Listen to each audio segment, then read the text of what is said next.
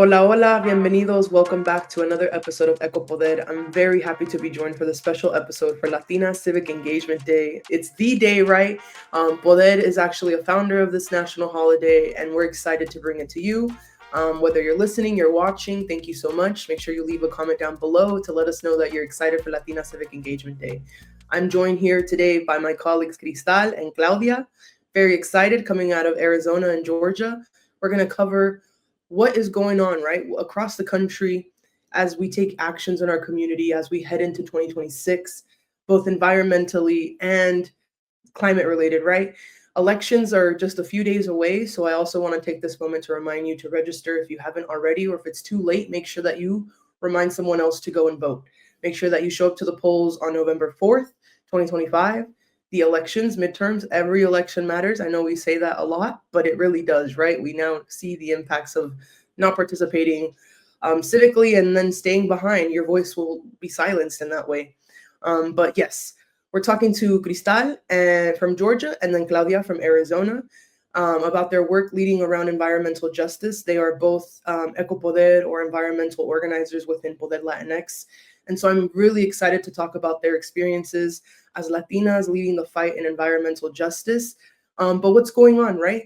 To let us know the updates and things that we need to know in those particular states. And even when those issues aren't always at the top priority for policymakers, they are for us, right? They are for our community, for our organization. And so we're bringing that to you. So without further ado, let's dive right into it and hear how Latinas are shaping the future for our community and our environment. Woo! I'm excited. I'm pumped, y'all. If I could just quickly pass the mic to you both, maybe just quickly introduce yourselves to our community who might have not heard you before in a previous episode. And if you haven't, check those out. But who are you? What part of the state are you from? Just kind of understand, why do you do the work that you do? And then I also want to ask with a follow-up question, if there is a Latina in environmental justice whose leadership or work has inspired you, and any lessons that you've taken from that. But why do you admire their work? Thank you, Brianna, and hi to everyone on the other side of the screen. Hi, Claudia. I'm excited to see you again. My name is Cristal Valdez. I am half Cuban and half Costa Rican. I live in the city of Norcross in the state of Georgia.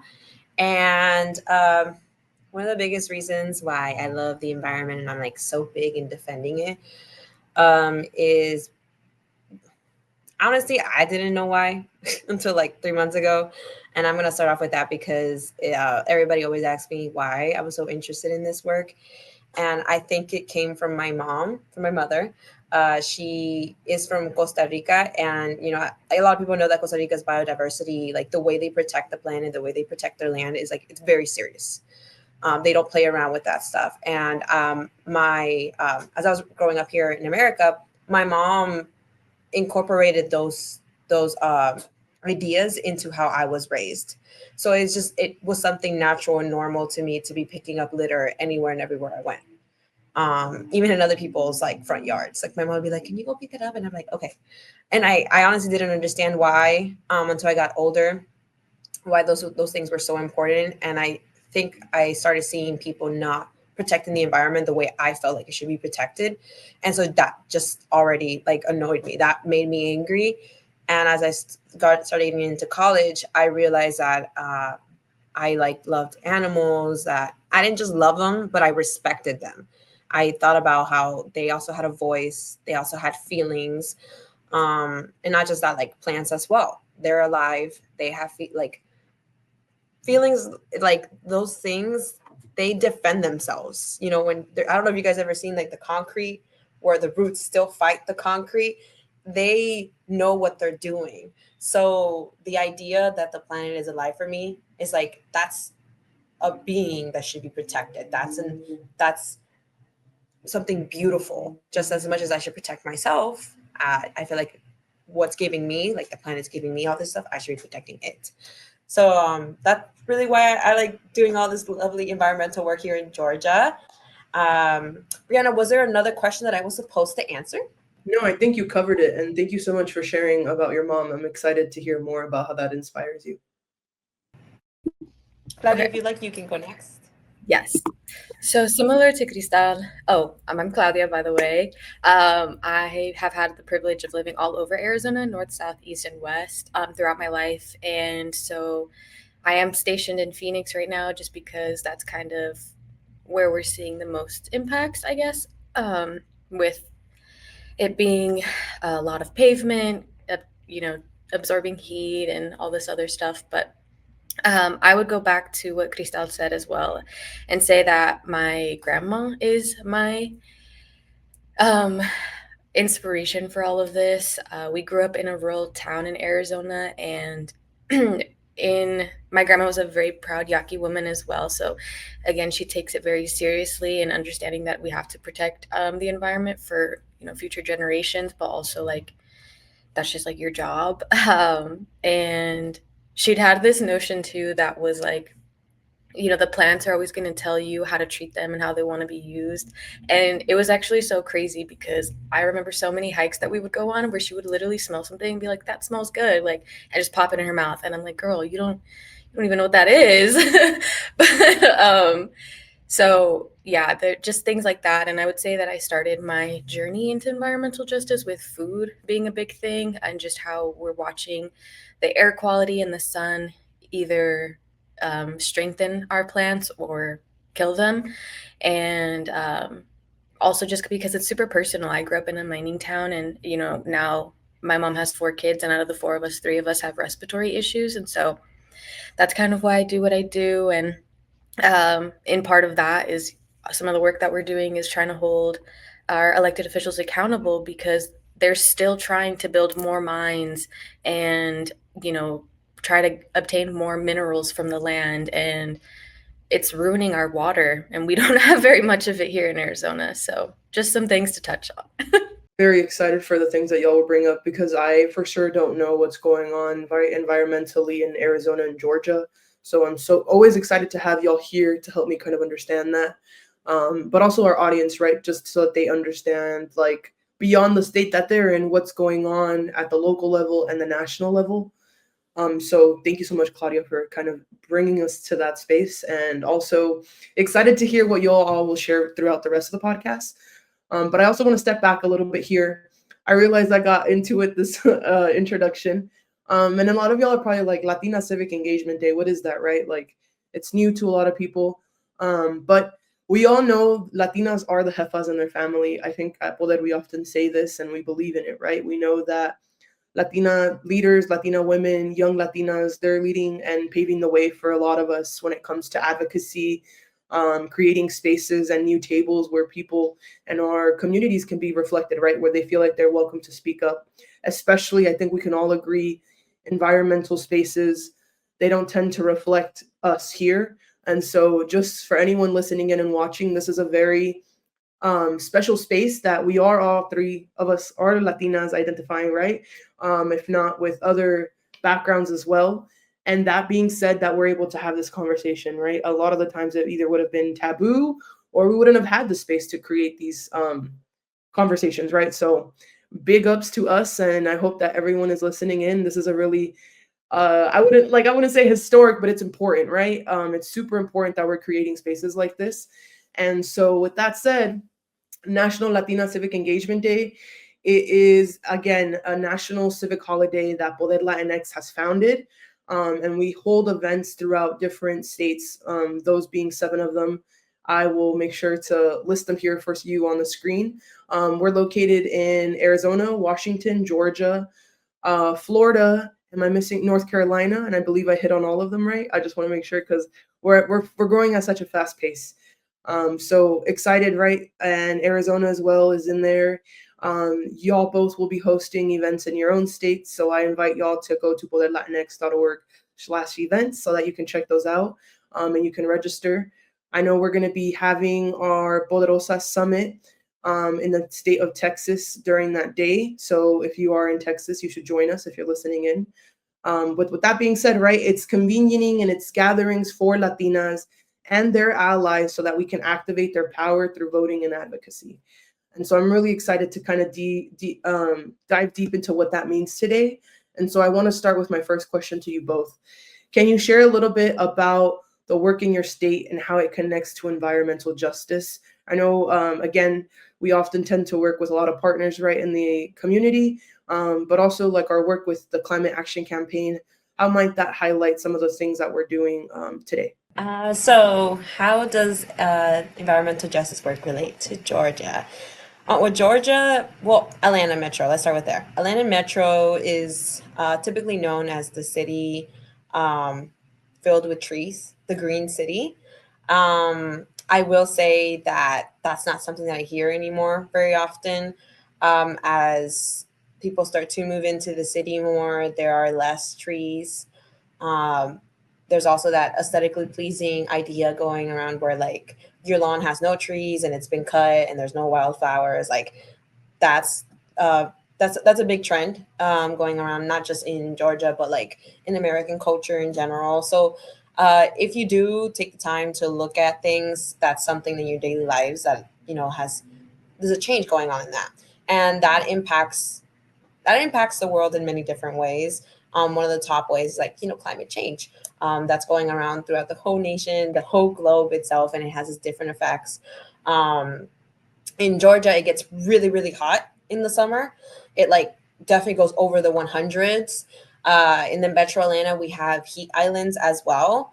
So it gets even worse in the summer with a lot of pollinations. So we have a lot of people here who are allergic to pollen, and even people who like bleed through like their nose will bleed and everything. So it gets pretty serious. Their eyes will cry. Like I have a friend that she cannot live during the summer. It is horrible for her to go outdoors. And as climate change gets worse, like that starts affecting people medically. So what we do here in the state of Georgia is that we try to like spread these stories, like that story of my friend. We also try to make sure that we share this educational like impact and work that we do with other people, like other Latinas and Latinos, and even people like communities of color, because we also have to understand in the state of Georgia, the demographics may be different from other states. Atlanta is known for its civil rights movement. There is a large Black community here in Georgia. So a lot of the work that we do is for Brown and Black folks, because we want to make sure that the communication about environmental justice is not just for us, but also it's for everyone. The environment does not discriminate. And then also, like, if you miss one group, you're leaving a gap, and everyone needs to work together to do this amazing environmental justice work. We also try to make sure that we keep elected officials accountable for what they do in a local and statewide. We even do it sometimes in a fertile way, because we've also been speaking with state senators. We speak with our Congress people. We speak with our mayors. We have great relationship with the mayors here in the state of Georgia. So like that's one way to make sure that you are doing the great advocacy work that needs to be done when it comes to environmental justice, because we're the ones who put them in office. We're the ones who have the power. And like that's one of the biggest things that I've been dealing with as a community organizer.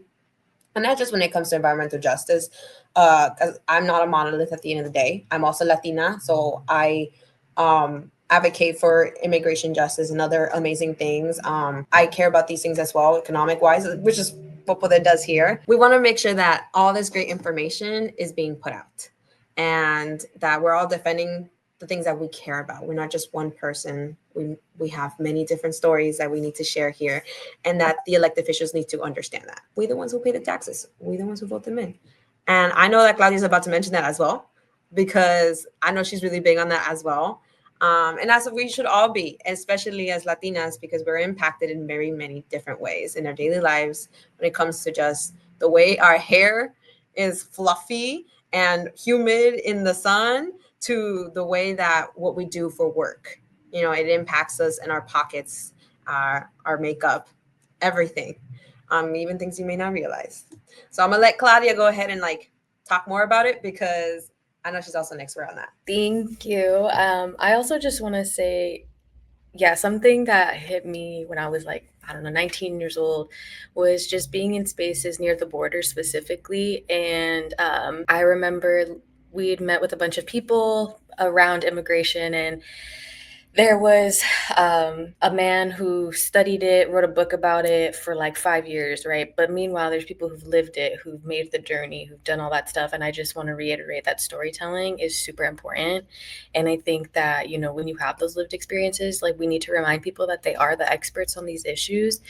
I can learn more from somebody who lives next to a mine about what's happening there than somebody who's sitting in a commissioner's office talking about why they want to make another, mine in this town. And so the work that we do, we try really hard to amplify people's voices, make sure that they know how to direct their issues.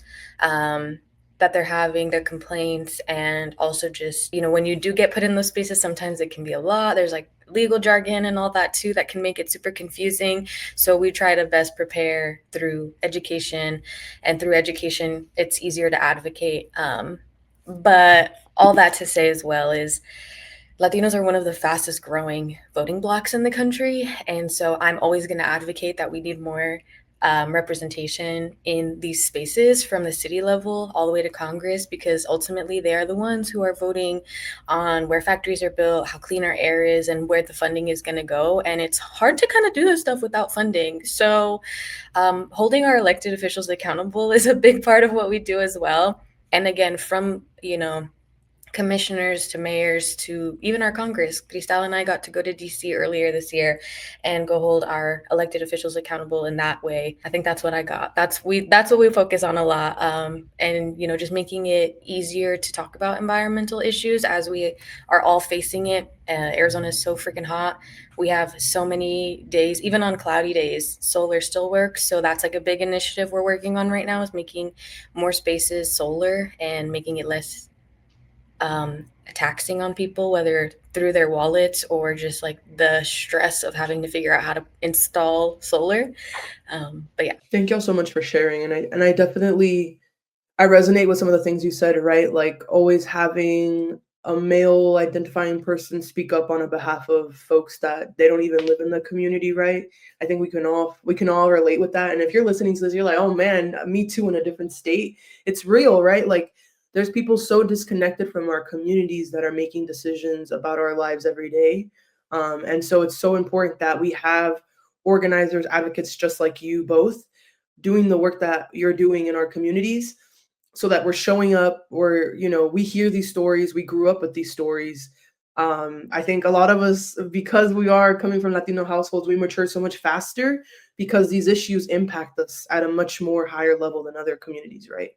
So I'm definitely excited to continue our conversation here. I'm curious, why do you think civic engagement is particularly more like, and not more important, but as important for us to make like a call to action right now for Latinas? Why is it more than ever important to have Latinas in civic engagement, having these discussions? As I mentioned, Latinos are one of the fastest growing voting blocs in the country. And ultimately, um, if we're electing people who have sat close to the issue, then we know that they're gonna expand the means to fix the problem.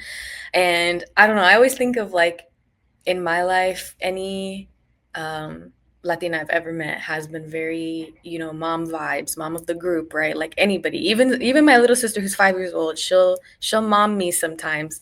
And so something about that too is we just grow up knowing, and not to say that it's always right, but I feel like women are always like the caregivers. And so when you put it to a level where you're like making these laws and doing all this stuff, it is, ultimately protecting our families and our neighborhoods. And I know my mom was always down to go speak on my behalf if I had an issue with a teacher or even my boss. And so those are just things that I think of when, thinking about Latinas in leadership. And also, I know in Arizona, we just got our first Latina in Congress recently. And the work that she has done just throughout her years, like, I'm so excited to see where we go from here. And also, she shared so many stories about how, U of A students have already explained, like, wow, like now I can see that for myself. And like representation really does matter. And, I know at our Poderosa Summit, somebody said, when you're the first, there is no handbook. Like you are writing that yourself. And so it can be really hard. But we're making those changes. And I think people are understanding that all of these issues, economic, environment, immigration, are all interconnected.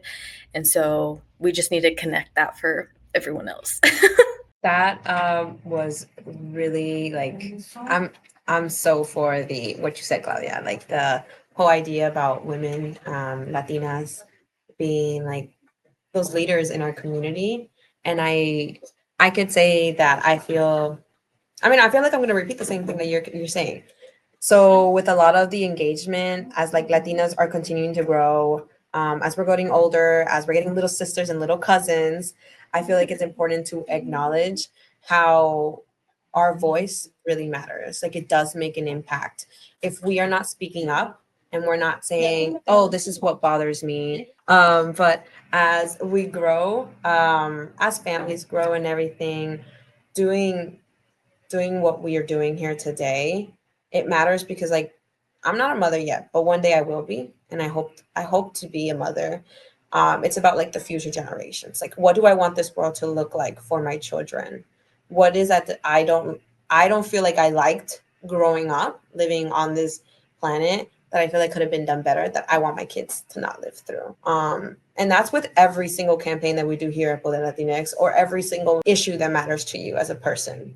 Like if you feel like economic wise, I don't think it's fair that we pay this much for tuition. Like education, it makes me smarter and it makes me a better citizen in a whole. And if I'm a better citizen, then I'm better for the economy, right? Like there's a whole cycle to it.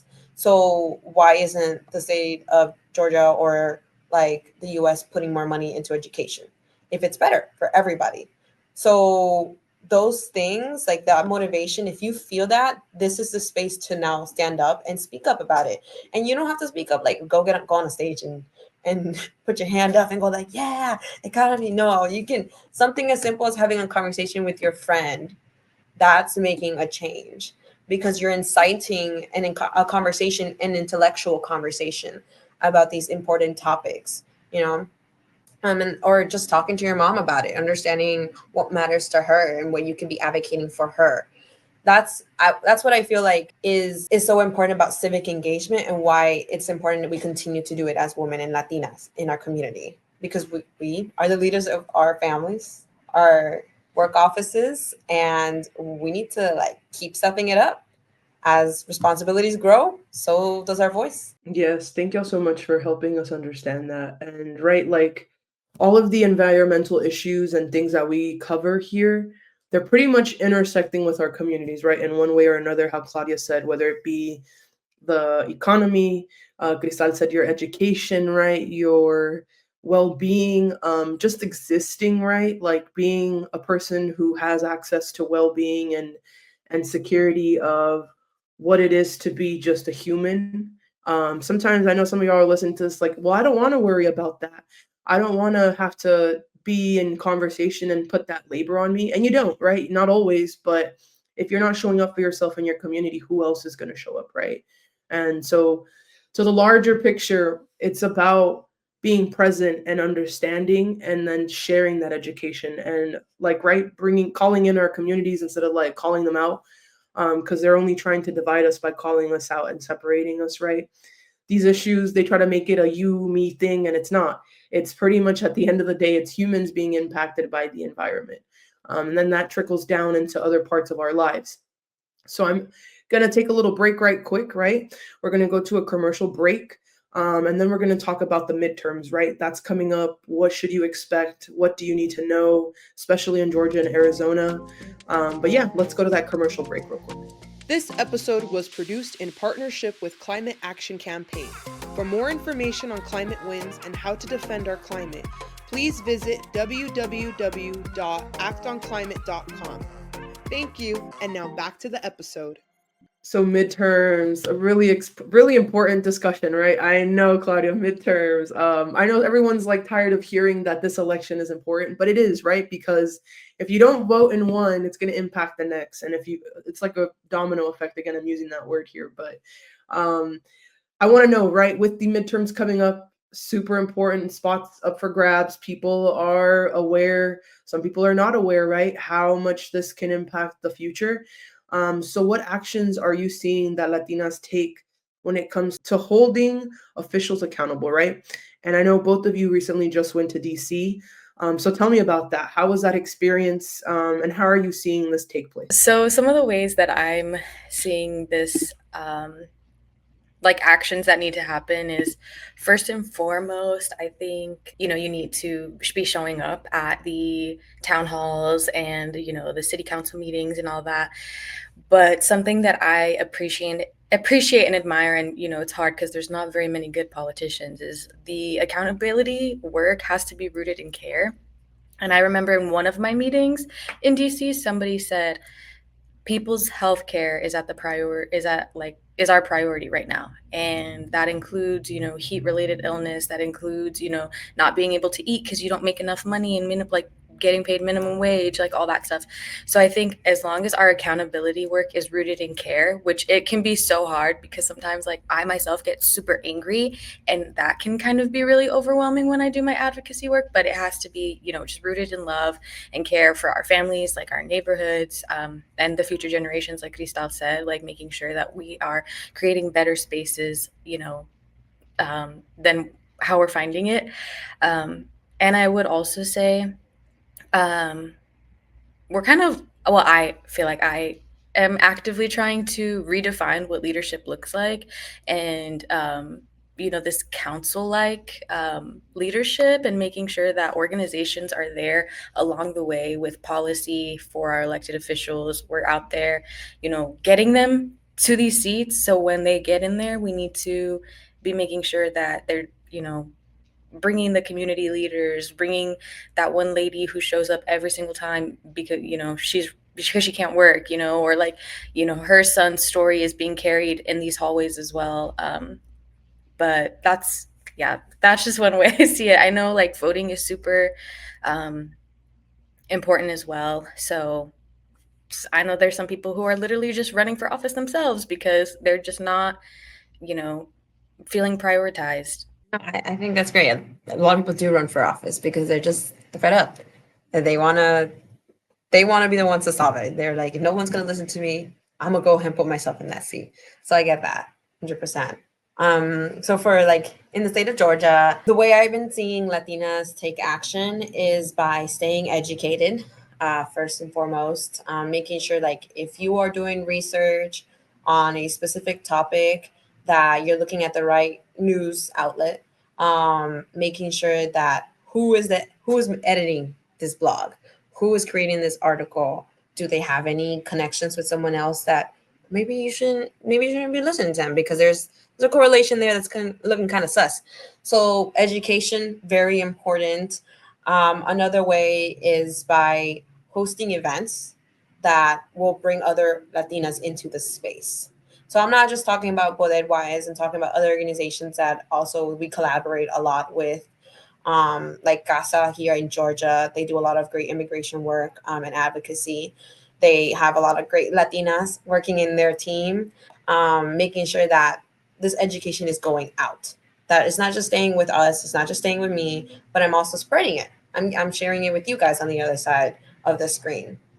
So that's another way to continue to do advocacy with the upcoming midterms, making sure that you're telling other people that the midterms are coming along. Just as simple as that. Where, if you feel like you're alone, and I know a lot of us have felt like this, where we want to do something and we want to do something civically, or in your term, because I think the common person uses the word politically, but to be honest, politicalness doesn't do political work, because we're C3. We do civic justice work. And I feel like that there's a difference between that. But, besides the point, if you feel like you're alone in that work, these are the spaces that you can come and join us at.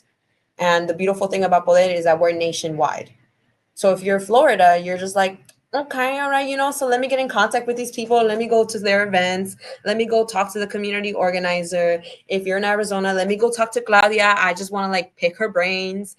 Like, this is a space where you can also look for a mentor. It doesn't have to be Claudia, but it can be another amazing Latina that you find in that same space, because you are who you surround yourself with.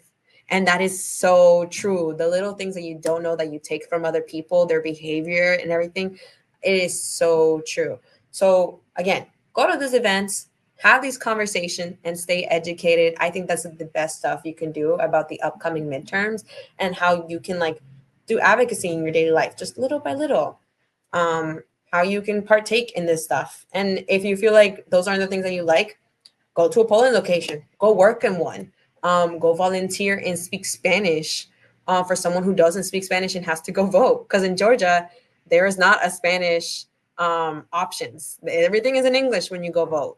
So little things like that can make a big difference. Wow, I had no idea about that for Georgia and the language access, but thank y'all both for kind of explaining those things to me, especially when it comes to understanding the states better. But I relate to that a lot, right? Like, I never once was like, I want to be an environmental advocate or talk about the environment. It just keeps finding its way back to me.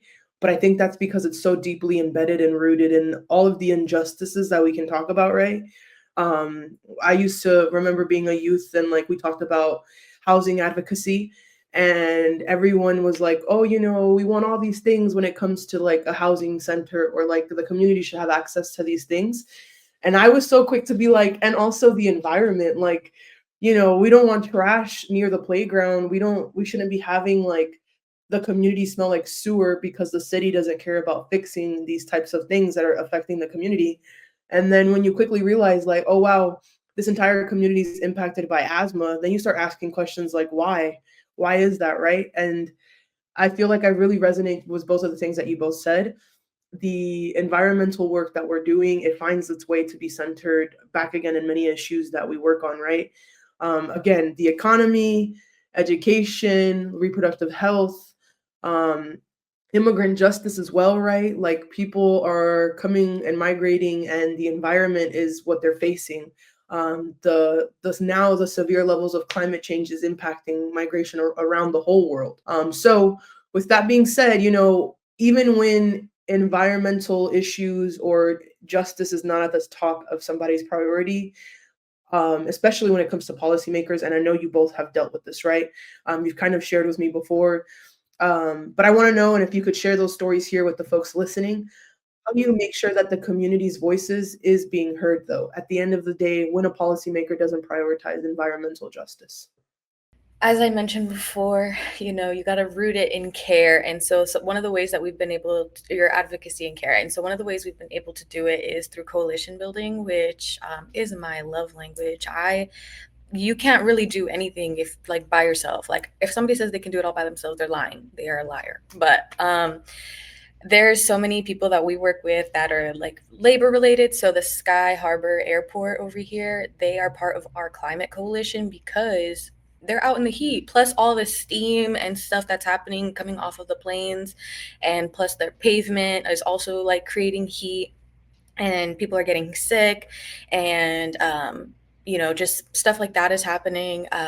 We also partner with youth because, you know, it's very impactful when you're hearing a 10-year-old person talk about, you know, the effects of climate change. You're just like, wow, like it really is affecting our day to day. And I think that's the big part too, is as you just mentioned, Brianna, it is so connected to, you know, reproductive justice and economic justice and immigration and all these other things. And people see environmental justice as this very like niche thing and like very like random. They're like, there's so many other things to fight about. Like, why don't we care? Why are we caring about environmental justice? So I'm like, because people are literally dying, and like we have to care about.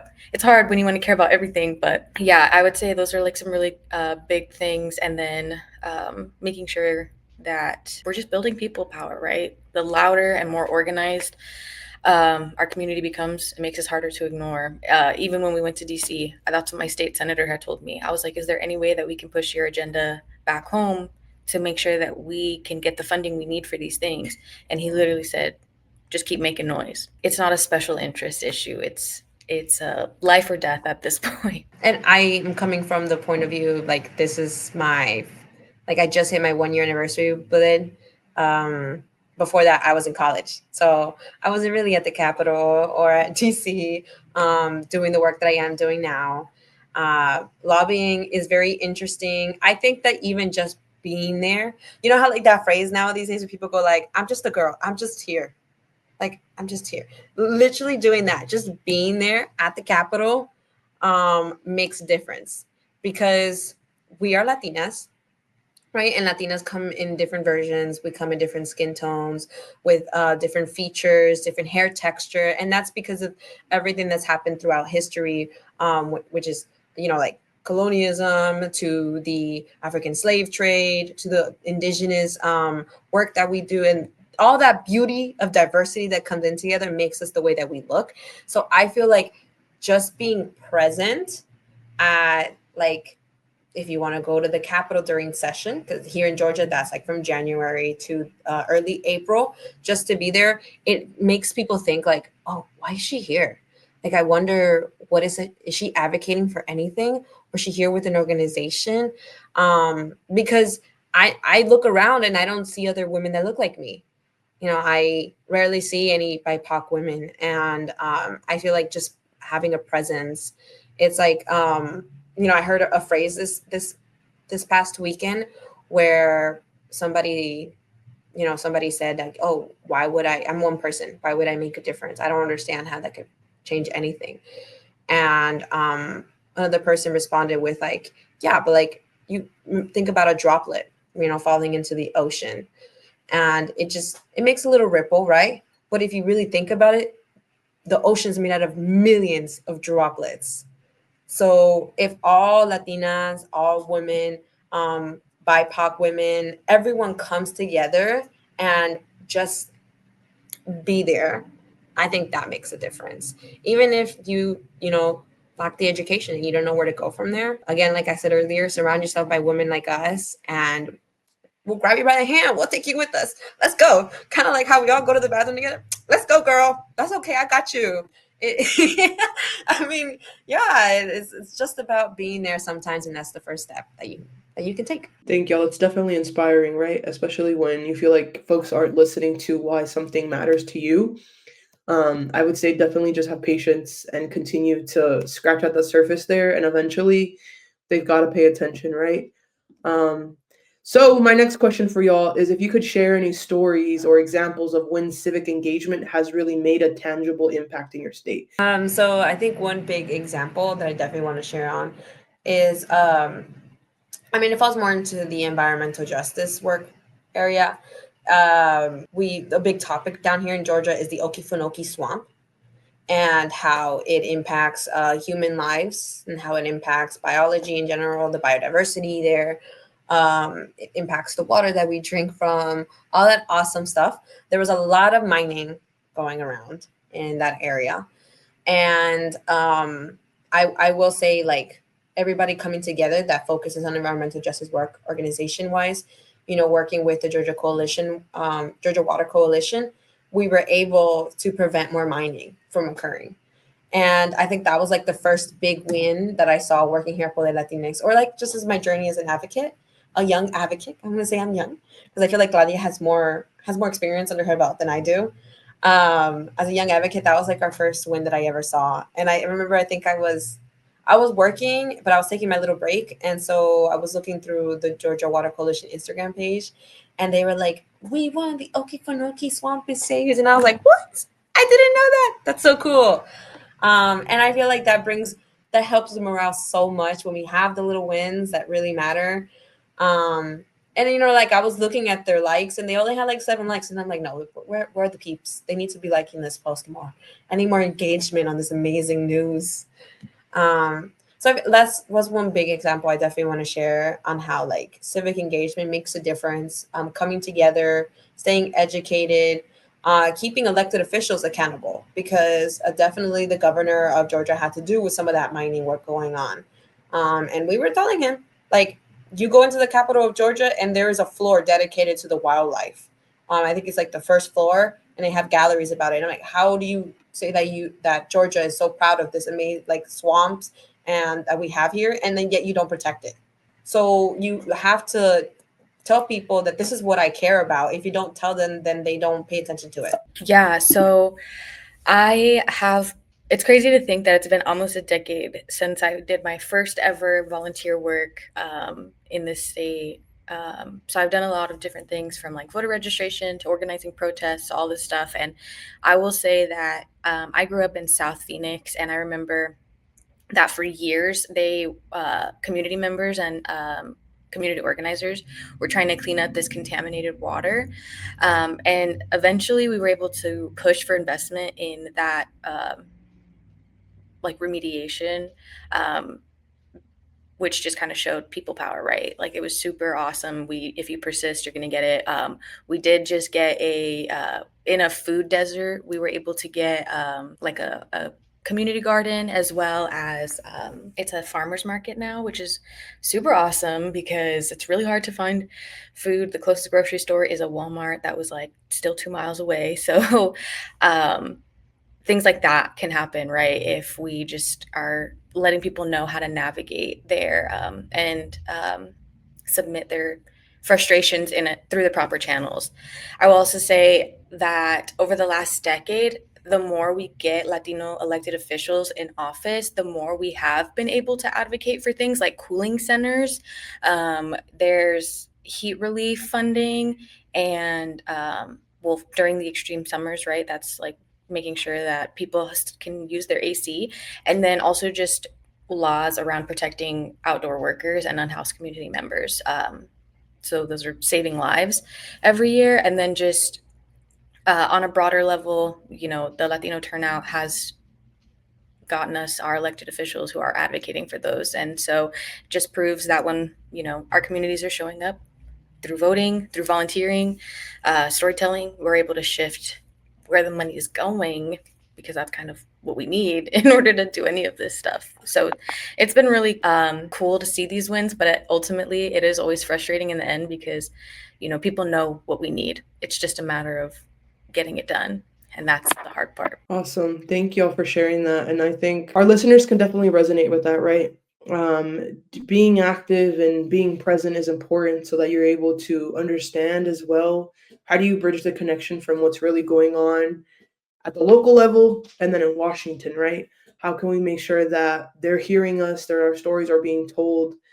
But with that being said, I want to know what lessons from your state's work could inspire other state organizers. So whether it's someone who's maybe not in the 7 states, how can they start their own tables or get people involved? I can start by just reiterating what Cristal said earlier. Is like, you literally just have to grab them and be like, you're a part of this fight.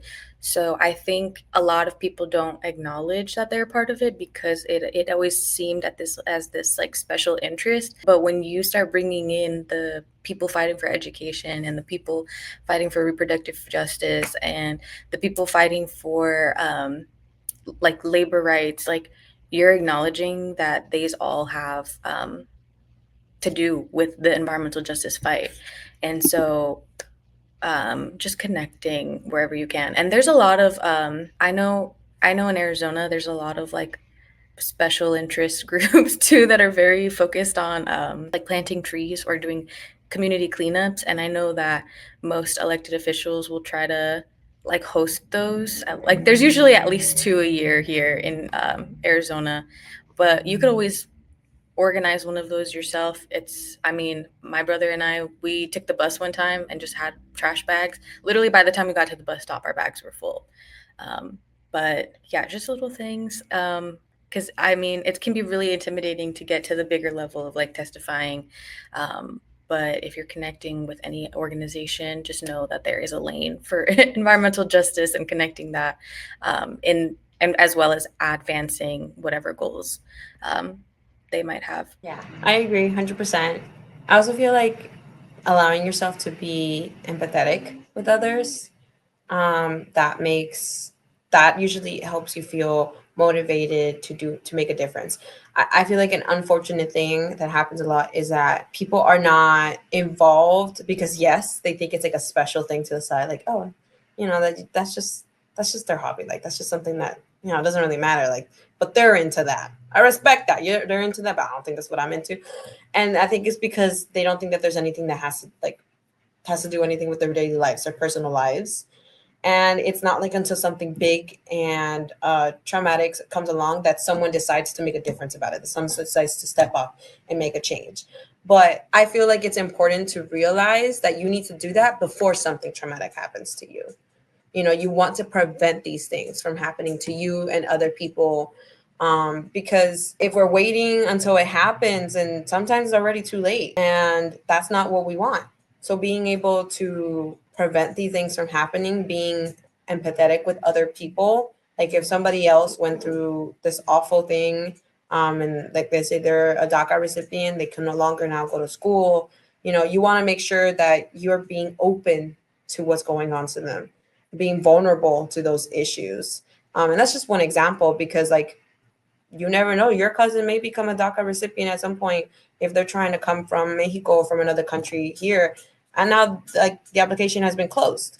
So you waited until that traumatic moment came along to do something about it, but we don't want to do that. We want to make sure we're fighting for it before it comes along, just because we're humans and we deserve that. We deserve the right to study in another country, make a change in another country, or have clean water, all that beautiful stuff. We want to make sure we have it prepared for the future generation coming along, which I know we've already stated, but some of this stuff is really repetitive.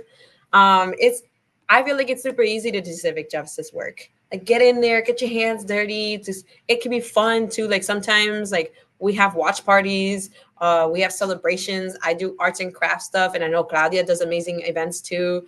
Like it doesn't always have to be standing outside and holding a poster. There are so many different ways that you can become involved in this beautiful work. And we're excited, right, to have new members, new Latinas, especially across the nation, to participate and join this movement, right? And I don't think you can be at the policy national level or the local level. And I think that either way, it's making an impact. It's making a big change in our community with one voice at a time, right? So I'm excited, right, to see the work that y'all will be doing. Again, happy National Latina Civic Engagement Day. I don't know if y'all want to close this out with any upcoming events. I know when they'll be listening to this, it'll be November 1st. So thank you all to those who showed up to the Poderosas Summit in Georgia. Thank you so much for participating with us. Cristal will have been there. And hopefully down the line, we'll have another episode where you can recap us on what exactly went there, because we will have an environmental justice panel, just like the one that Claudia participated in and Cristal will participate in. So excited to see that live. But yeah, I guess I'll leave it here for y'all to just share with us anything that you have or want to share out to close this out. Yeah, so I think one thing I definitely want to mention, because I thought about how young women who may be in high school or in college want to start their journey in advocacy. And yes, education is super important. But if you feel like you want to do something more than just education and actually start a club in your school or a club in your university, and find some girlfriends that that want to go ahead and do this amazing work with you. That's fun too. Like do that. I feel like that's one easy way to start this amazing work. And then that helps you with your experience in general. And once you get out of college, you might end up here where we are, as community organizers making a change in our community. So I just wanted to leave that behind. Going into the events in Georgia, I mentioned the Poderosa Summit on October 25th and 26th. And by the time I see you guys again, it will most likely already happened. So yes, like Brianna said, thank you for joining us if you did come. So definitely go on our websites, Instagrams, our website, and sign up and come and partake, volunteer, or attend. We'll be happy to have you both ways. Yes, as for Arizona, we are going to have a National Latina Civic Engagement Day on November 1st. It's called Poderosas in Action. That has some little snippets of like how to lobby, how to get people registered to vote, stuff like that. That will be it's called Si Se Puede Park. And then also just for environmental justice, an event that I want to have in November that I hope I get to see a lot of familiar faces.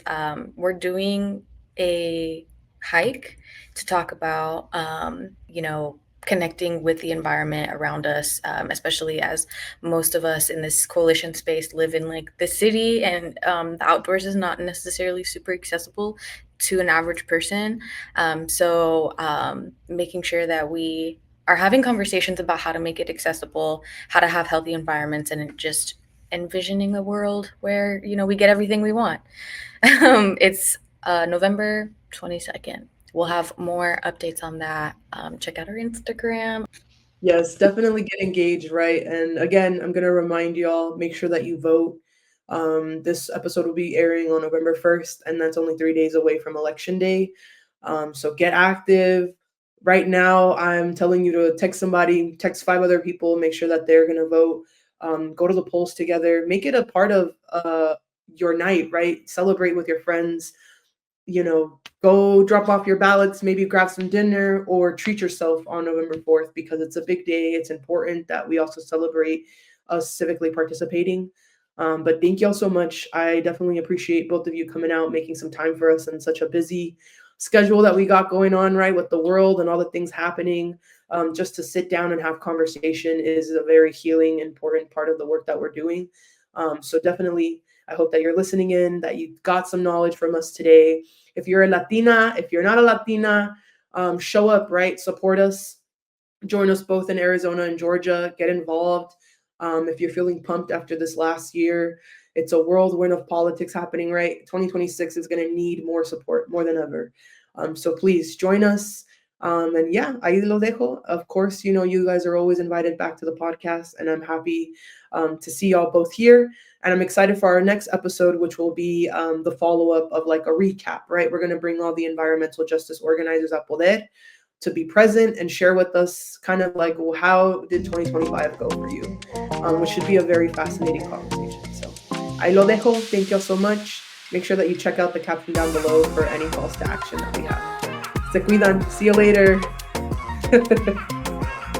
Brought to you by Climate Action Campaign and Poder Latinx.